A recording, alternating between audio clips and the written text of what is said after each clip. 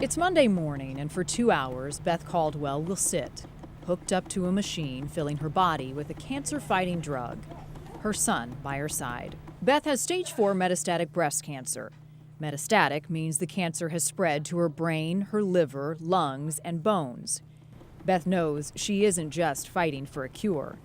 She's dying for one. Once your cancer is metastatic, it's never going away. It's something that you're going to live with for the rest of your life, however long that is. Between treatments, Beth focuses on being a mom to 5-year-old Maggie and 10-year-old Jim.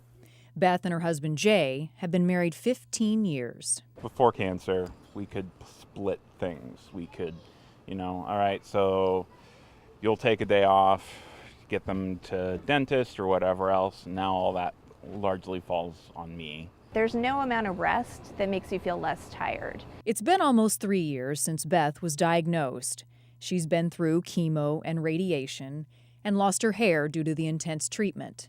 But along the way, she also found a voice. In 2015, Beth co-founded MedUp, an activist group pushing for change and increased funding for metastatic breast cancer.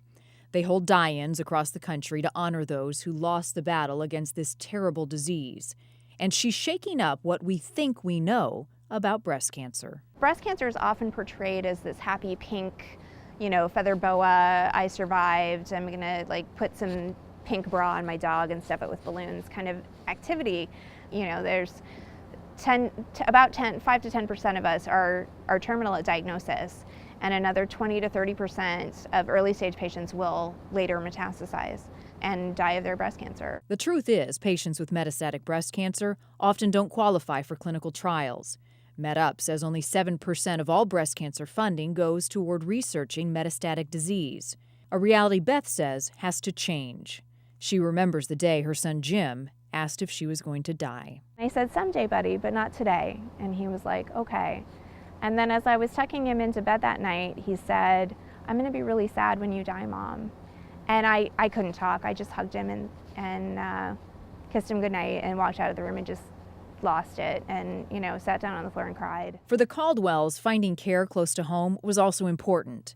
5 years ago, Seattle Cancer Care Alliance opened this clinic at UW-Medicine's Northwest Hospital, offering an option for people living in North Seattle. It's great, having this clinic that I have access to I call them the big guns downtown. Like if I needed, some more major procedure done, like the Gamma knife, for example, I have access to all those services without having to travel to South Lake Union. The clinic offers treatment and access to clinical trials, just like the main campus in Seattle, but in a smaller environment, staff says feels like family. Beth calls and says she's feeling bad. I can see her really any day, and I'm going to be here. If you want to make tacos for dragons, keep the toppings mild. And it's in times like these, family's what you need.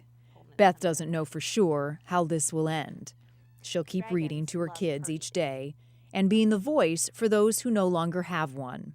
A woman, an advocate, looking cancer in the face with no plans of backing down. Janis Joplin said freedom's just another word for nothing left to lose.